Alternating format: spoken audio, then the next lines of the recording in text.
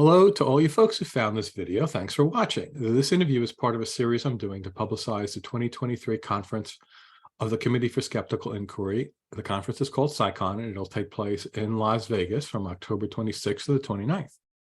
Today's guest is Mick West, who will be speaking at CSICon about one of my all-time favorite subjects, UFOs, at least as they used to be called, UFOs. And I'm so looking forward to that. As a kid, I was all in on alien visitations and actually stumbling across a book, one specific book on that topic in the library, pulled me out of that mindset and started me down the path of skepticism. But maybe we'll talk about that later, or it might be a story for another time. But anyway, welcome, Mick. Thanks for joining me today. Thank you. Glad to be here. So I want to tell the viewers who may not know who you are a bit about you. This little bit is from the CSICon website. Mick West is the author of Escaping the Rabbit Hole, How to Debunk Conspiracy Theories Using Facts, Logic, and Respect. He's a retired software engineer. He is a creator of the site Metabunk, which utilizes crowdsourcing and technical analysis to investigate UFO cases. West uses his background in coding 3D graphics, physics, and linear algebra, honed by decades in the video game industry, to create custom tools to recreate, simulate, visualize, and analyze UFO UAP videos. Let me also tell everyone that you're an elected fellow since 2020 of CSI. Quite an honor. Yes, there it is on the bookshelf behind you. And you have become the go-to skeptic for, it seems like, every media outlet I watch, whether it's a TV news broadcast or YouTube video channel. People may have seen you on those. And due to your analysis of the infamous Navy videos that first were leaked and then were made official, as well as your investigations of other video proof being offered by believers to news sources as inexplicable. Do you know how many times you were interviewed on this UAP stuff? I've kind of lost count. It was quite a few, though. It was more actually, I think last year. I think there was a flurry of interest around the release of there was like a UAP report and then the first congressional hearings on the subject. And I had quite a busy time. I think partly because, I was known for those YouTube videos that I'd made, which were where I set out to explain what we're seeing in these Navy videos. And, I never actually solved what was in these Navy videos, but I did provide like plausible explanations for everything that's there and show that they're not necessarily some kind of weird alien technology. And I think the media was just kind of looking for a bit of balance, and I was the name that popped up. Yeah, and balance is like they give you like a minute or two. Meanwhile, they spend 10 minutes showing the video that you've already explained as if this is unexplainable. Yeah, it's not even a false equivalence, a false balance, because we don't get 50-50 time. No. It's like 90% of the time is talking about aliens and flying saucers, and much less time is spent on analysis and skeptical questions. Because that's the interesting thing. Like they sometimes skeptics don't get invited to parties because it's not fun to say no, there are none of those things. Well, I've been invited to the 60s party at CSICon, so that's all right. I was going to say, are you my going? One party. Yes, I will be going to that. Fantastic. Yes. I'm wondering if you're going to wear a costume, something to do with the investigation. I was born in the 60s, but I don't remember it. So, by the way, for people listening, I and both of us maybe may use UAP and UFO interchangeably in this video. And for those unaware, can you explain the new initialism? Yeah, UFOs, unidentified flying objects, kind of acquired a bit of a stigma over the years because of its natural association with weird things. And so people at some point decided that they wanted to have a more scientific sounding term that they could use. And so they picked UAP, which is actually an old term used by the British military, I think dating back to the 90s. And UAP originally stood for Unidentified Aerial Phenomena, which is very similar to unidentified flying object, except it encompasses phenomena like, weird lights and things like that, which aren't necessarily objects.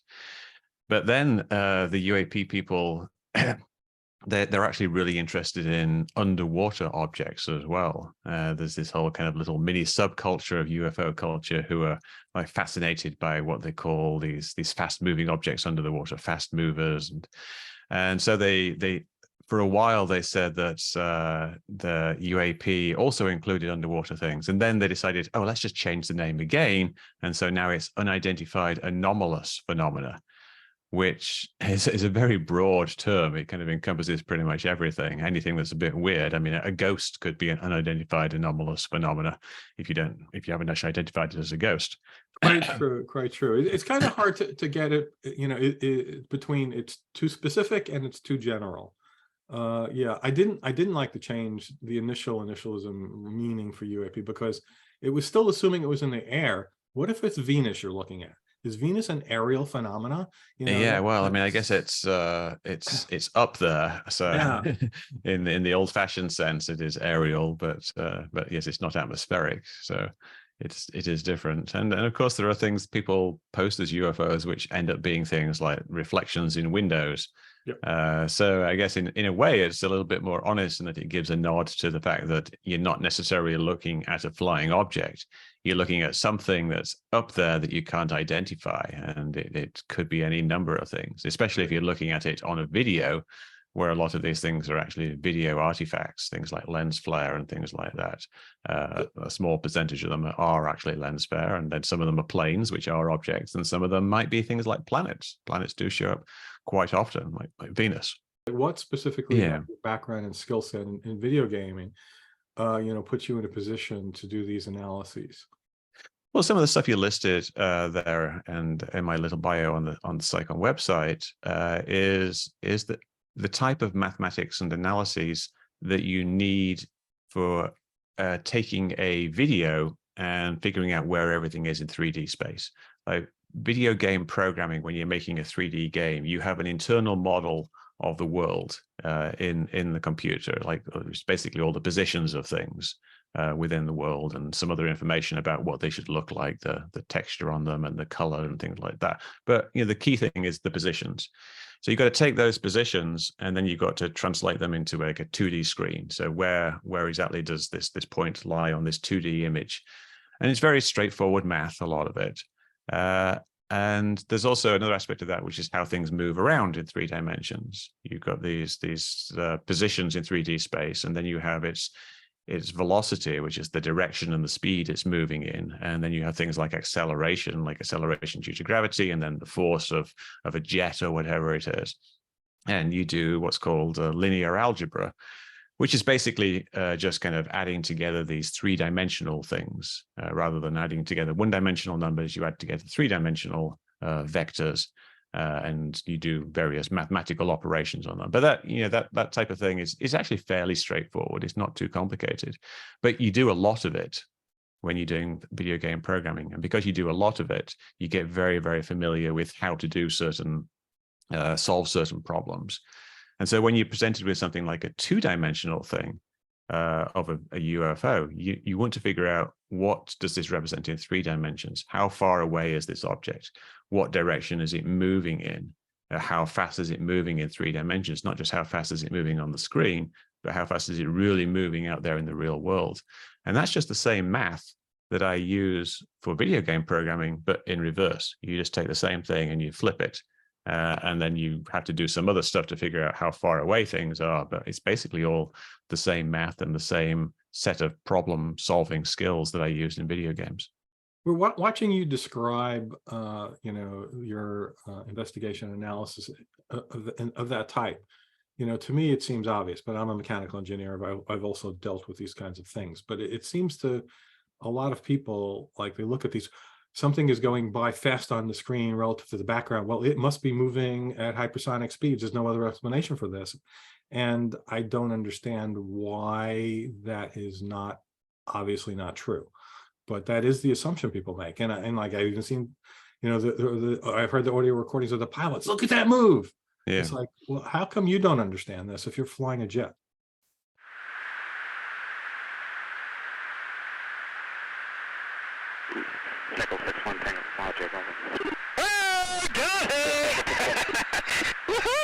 Roger. There's troubleshooting Moving target? No, I took an auto track. Oh, okay. Oh my gosh, dude. Wow, look at it fly! Pilots, when they're looking at something on the screen, they're looking at this this little video. They're seeing essentially the same video that we see when they're looking at something like the Go Fast video. Right. And they don't really have any additional cues as to what's going on. So they're seeing the same thing that we're seeing.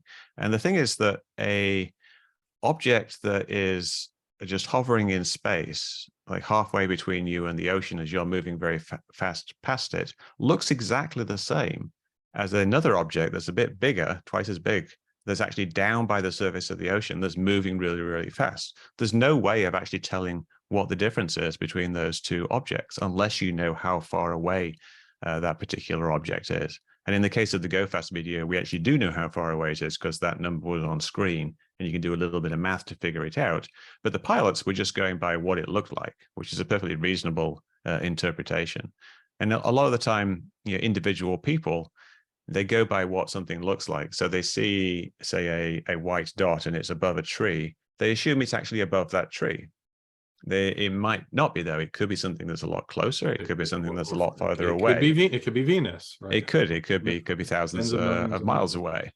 Yeah, so we don't actually, it's an understandable interpretation, but the problem is that people pick one interpretation of what they're looking at when there's actually multiple interpretations, and you have to kind of consider them all. And people aren't used to doing that. They're used to like looking at something and then they form in their mind what they're looking at. Right. Okay. So, all right. So you're giving them the benefit of the doubt in the real-time situation there. But so let me talk about that specific video, because that came up in a TikTok that I recently saw. I'm watching a TikTok video of Ishikaku, and he's specifically talking about that. He's got it on his screen, and he says stuff like, there's a quote from either that TikTok or something similar. This is from Ishikaku. Well, first of all, I think this has been a game changer. In the old days, the burden of proof was on the true believers to prove that what they saw last night was a flying saucer of some sort. Now the burden of proof has shifted. Now it's the military. The military has to prove that these are not extraterrestrial objects. So how does a famous theoretical physicist fall so far from the skeptical bandwagon? I don't know what his path has been, but clearly I think Kaku is I don't know, he's sensationalizing basically there. He's been appearing on a lot of TV shows, like even things like Ancient Aliens and things like that, and theorizing a lot about UFOs. But the stuff he's saying really doesn't make any sense. His interpretation of the videos is very superficial. He doesn't really understand what he's looking at. He's a theoretical physicist. He's not a practical physicist. And these are just very nuts and bolts things. It's things where a video game programmer can actually be better than a theoretical physicist because I have more practical experience. But these are things that anyone can check for themselves. You can look at that particular video, the Go Fast video. You can do the math. You can see that it's not actually close to the surface of the ocean. And the military doesn't need to prove that because there's no real kind of weird claim of evidence there. There's some videos that are out there that the military has acknowledged are real unexplained things, and they don't know what the objects show. They haven't put any analysis out on them. They don't really need to. There's nothing in them that really needs explaining. The problem in those is there just isn't enough data. It's not like, oh, here's something that looks like an alien spacecraft from Star Wars, and we don't know what that is. It's just that they don't have enough data, so that's called unexplained. Yeah, and I think Kaku's claim that the burden of proof is shifted is just completely wrong. I mean, the burden of proof is really on the person who's making a claim, and the military isn't making a claim about these things. They're saying, here's some videos, we don't know what they are. They're not claiming that it's something mundane and that they've proven this. People who are claiming things are the people who are saying this is performing something that's normal physics couldn't actually explain. And so those are the people who need to actually put up some real analysis. And I think I've shown in my video analysis of those Navy videos that the claims of extraordinary motion don't actually hold up. Sean Kirkpatrick, the head of Arrow, said very explicitly that in all of their research, which is the most up-to-date research of the military, they haven't seen anything that doesn't obey the normal laws of physics, and they haven't seen anything that suggests an extraterrestrial explanation. So suggesting that there are these weird craft that do things that we can't understand up in our airspace is just not true. So all of this was actually before the very recent claims of this person named David Grisch. Yeah, I've been seeing him all over the place on YouTube videos and interviews for the last month or so, maybe 2 months. Please tell everyone who might not know who this person is. Well, David Grisch is a guy who worked at the Pentagon, essentially, in the intelligence community in a variety of roles. And more recently, he worked, I'm not sure if he worked directly, but he worked with the UAP task force. And he had a very high security clearance.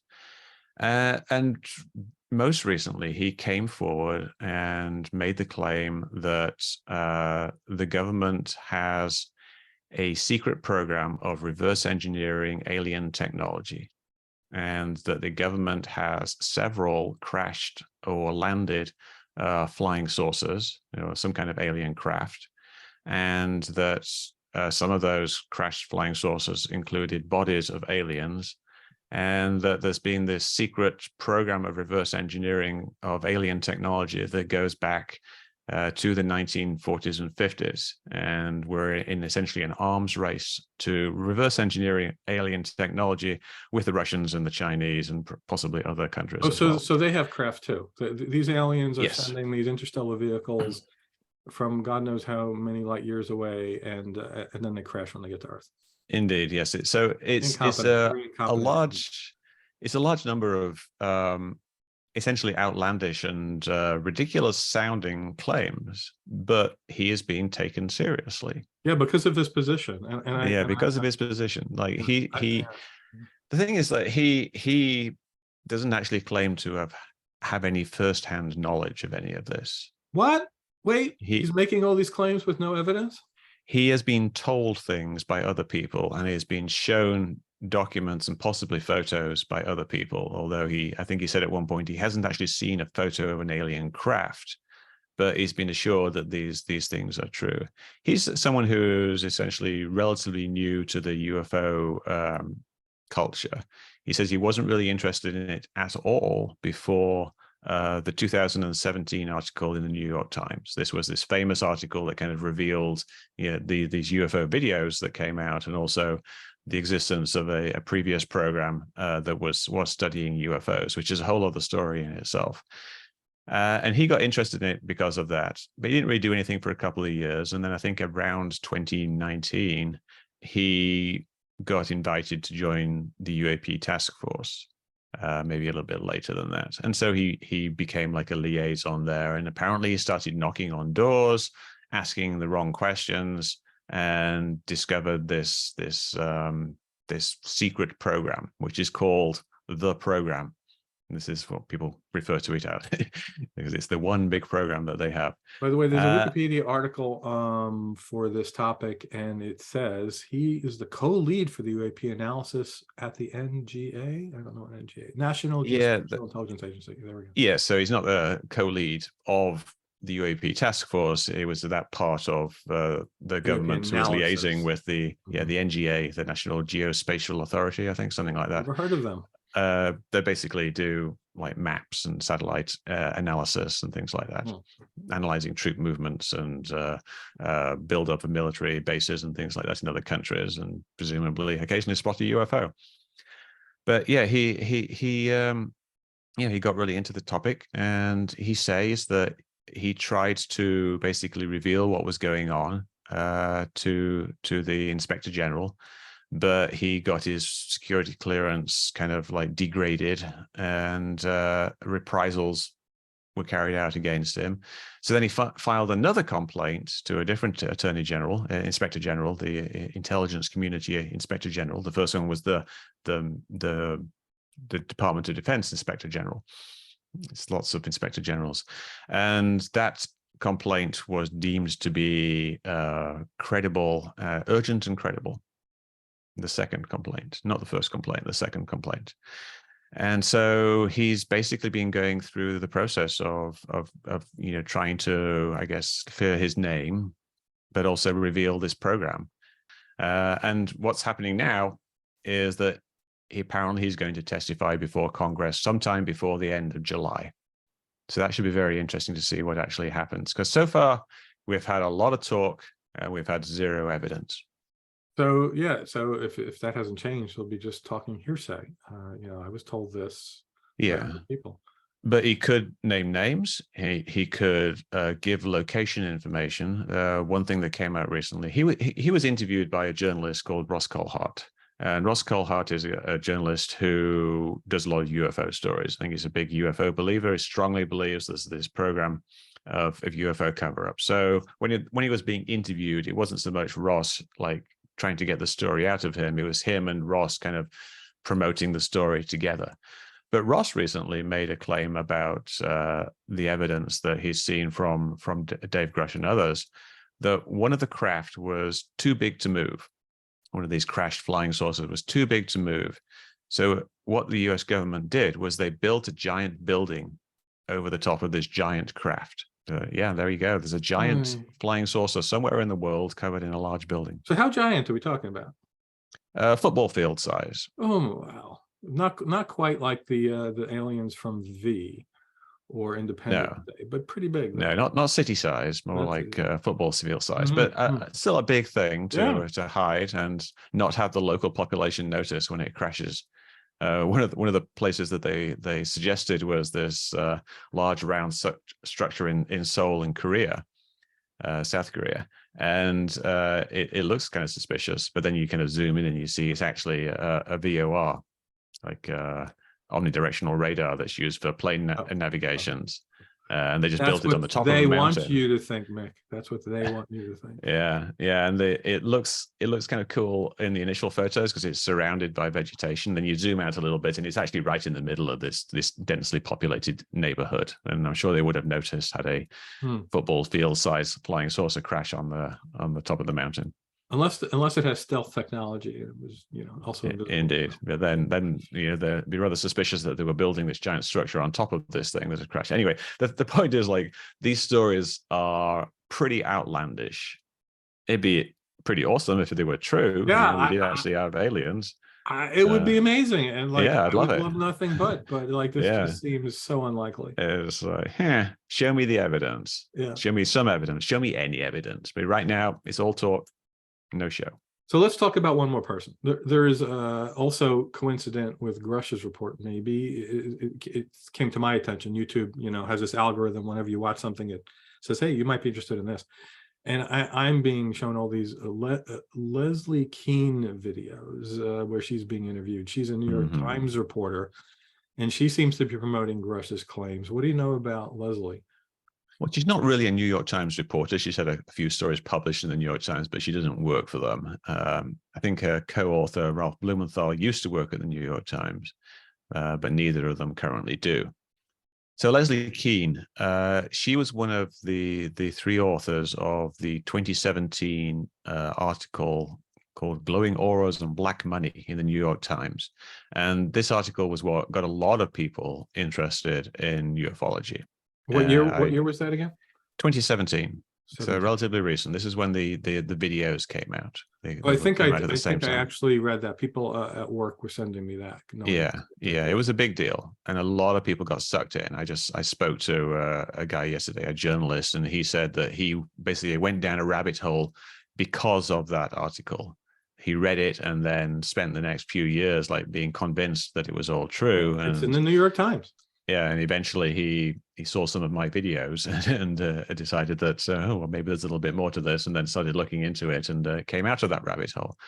But yeah, Leslie Keane wrote that article along with Ralph Blumenthal. Now, both of those people are people who essentially are UFO believers. They believe that there's something highly anomalous going on. Ralph Blumenthal has written books about alien abductions, and his book is called The Believer. It's not about him. It's about another scientist who studied these. But he basically believes in the possibility of alien abductions and the weirder kinds of things where people are spirited away from their bedrooms and missing time and things like that. Leslie Keane has written books about UFOs before, and she's also written a book about the afterlife and life after death. And she's done things like been to seances and given credence to seances being real and disembodied hands touching her and things like that. So these are people who are, I would believe, I don't want to be polite, but they're a bit more credulous about the supernatural and anomalous events than your average New York Times reporter would be. And so when they wrote this article, it was very much from the perspective of someone who's giving a lot of credence to the possibility of UFOs. And she's written a few things since then, but most recently what happened was she was given the job, along with Ralph Blumenthal, co-author in the original article, of writing the article that would accompany Dave Grisch's debut. Now, Dave Grisch's reveal to the media isn't just something he came up with himself. It's something that's been very carefully orchestrated by people in the UFO community, like Ross Coulthart and another scientist called Gary Nolan, who's been very big in this type of thing, and another guy called Lou Elizondo. Lou Elizondo was a person who was revealed by the original New York Times story by Leslie Keane as being the person who was investigating UFOs for the government. I've seen him interviewed all over YouTube. Oh yeah, I interviewed Elizondo myself, which is quite an interesting experience, but another story. So Leslie Keane and Ralph Blumenthal were given the job of interviewing Dave Grisch, and because people know that they're going to give him a very sympathetic interview. They're going to give him something where they'll believe him, and they won't ask all these super hard hitting questions. And so they do this. They interview Dave Grisch and then write a story about him, and which says that there was this secret program, blah blah blah. Thing is, though, that's the story that they write. They originally wanted to put it in the New York Times. The New York Times declined. They then wanted to do it the Washington Post. The Washington Post said, "Oh, we have to fact check this, and it's going to take a while." But then there was some kind of time pressure because somebody had leaked Dave Grisch's name to the media accidentally. It was one of their team did it, and so they couldn't do the Washington Post fact checking in time. So they went to this third media outlet called The Debrief, which is kind of just like a fairly small outlet that specializes in military stories and UFO stories, and they really didn't do very much fact checking. They just wrote, they took the Leslie Keane, Ralph Blumenthal's story and published in this outlet. Then there was the TV appearance, which happened a few days after that, I think, and this was for a kind of an online and cable outlet called News Nation, fairly small organization. And they ran the story, and in this story they had an interview with Ross Coulthart and Dave Grisch. Dave Grisch tells his story, but he also adds things to the story that weren't in the original story. It wasn't in the debrief story by Keane, and he mentions the alien bodies specifically, which is quite an amazing claim. Yeah, so and that wasn't important enough to mention in the New York Times. Yeah, it wasn't. Yeah, in the article that was originally going to be in the New York Times, he never mentioned it. He never mentioned it to the people who were interviewing, because that's the two interviewers. Yeah, and a bunch of other stuff as well. Like that, he made claims that the aliens had possibly killed people, and that there were malevolent entities, and that the government was killing people to cover this up. And none of this was in the article that Leslie Keane wrote. And she said later, well, even if he told me about the bodies, I wouldn't have put them in the article because that's not what the article was about. What? Even though having alien bodies would be one of the most amazing things in human history. That's strange. That's strange credulity. Yeah. All right. So all this is led up to, let's talk about your CSICon presentation for this year. It is titled, "What's Next? The Men in Black? Why is the government studying UFOs?" which is what we've been talking about. And the description from the CSICon site says, "UFOlogy is finally getting the attention proponents think it deserves. Congressional and Senate UFO hearings have been held for the first time in 50 years. The Pentagon announced the formation of a task force to study UFOs and find out what they really are. How did we get here? What is the Pentagon doing? And what does it mean for the future of UFOlogy or UFOlogy?" I don't know how you say that word. So what do you want to tell everyone about what you're going to be able to talk about in a half hour in that presentation? Are you going to talk about David Grisch's claims or your analyses? What are you going to talk about? Yeah, well, it will depend a little bit on what happens with David Grisch, because apparently he's going to be testifying, and there's going to be other hearings, and there's going to be other reports coming out. So there's going to be lots of interesting new information, I think. So you're going to have to wait for the last minute to create this Yes, presentation. yes. So it's Well, up to date. I have the basics down, but what I described earlier with the Skinwalker Ranch is going to be part of it, because what we're talking about is, why is the government investigating UFOs? And partly the reason why is because of Skinwalker Ranch and Harry Reid and this historical stuff back from the 90s and the early 2000s, and then the other stuff like the videos that came out and the New York Times story and the other stories that came out, and more recently, the formation of these task forces. It's all driving the public interest in it, which becomes cyclic. But it's also there's the interesting thing is that there's a group of people who are pushing the narrative, who will be kind of working behind the scenes, and some out in the open, and they call themselves the Invisible College, which is a term that's been around for quite a long time in ufology, and it's basically people in academia and in other places like industry and the military who believe that UFOs are aliens and believe that there's certain things happening and the government is covering it up, and they're working behind the scenes to try to push this narrative forward, and they convince other people. In some ways, it's a little bit like a cult. It's a little bit like, people get sucked into it, they get kind of indoctrinated with this belief system, and then they become advocates of this particular belief. And now maybe there's some foundation in reality to some of these beliefs. There might be secret government programs for reverse engineering captured flying craft, but they're probably things like captured Russian or Chinese planes and things like that. And because everything's so compartmentalized, people start believing that there are things like crashed flying saucers. But that's the type of thing that, I'm still kind of in flux, trying to figure out what the story is, because, Dave Grisch's stuff just dropped fairly recently. It's been about a month now, but, nothing has come out since then. But we're going to have these hearings, and we're going to hear more from AARO, the All Domain Anomaly Resolution Office, which is a fun little acronym. All Domain Anomalies means anomalies in space, the atmosphere, on the ground, and under the ground, and in water. So they're going to be doing a new report. Something interesting might come out of that. So that will kind of form what the story actually is. But yeah, it's going to be about how did we get here and where are we going?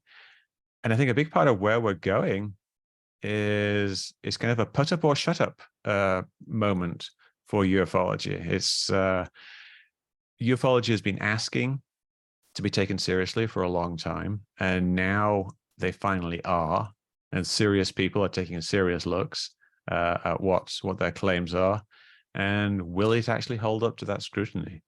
People are putting their hopes on this thing, but the UFO gurus are trying to temper that expectation already. Russ Colhart, the guy who interviewed Dave Grisch, he said that he doesn't expect there to be any big press conference announcing aliens are here, and he says that the whole thing is going to get put back in the box, which is a little disappointing for an investigative journalist who's been trying to blow the story wide open, for that to be his expectations of what happened.